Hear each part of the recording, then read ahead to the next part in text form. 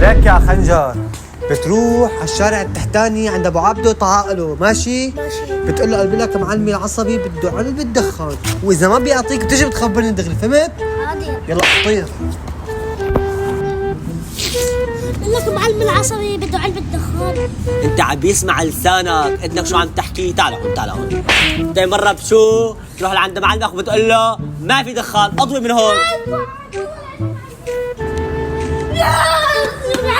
لك شبك يخرب بيتك من حالك، شبك؟ هيدا ضربنا مع عبده. ابو عبده ضربك؟ ليش؟ ما قدر يعطيك دخان؟ اضرب لك، لا امشي قدامي لك وينه هذا هو؟ انت قلت له شغيلي بتضرب انت ومعلمك؟ ايه انا قلت له. وليش بقى يعني؟ انت فاكر لانه ما بدي اعطيه دخان. ايه قده. انت قده هاي؟ قده لهي انت؟ ايه قده لهي. ايه والله ما بحب حدا يكون مش قده، بعدين انت عم تفسر على معلمك. عم تفسر